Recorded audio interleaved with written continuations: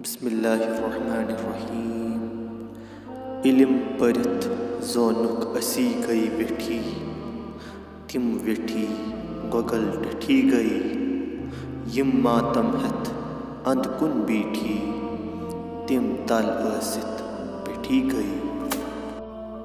اس شلوک میں شمس العارفین علمدار کشمیر شیخ العالم شیخ نور الدین نورانی رحمۃ اللہ علیہ فرماتے ہیں کہ علم حاصل کر کے جس نے خود کو عظیم سمجھا، اس کی مثال ایسی ہی ہے جیسے موٹے شلگم کی، جو بڑی ہو کر بھی کڑوی ہوتی ہے اور کھانے کے لائق نہیں ہوتی۔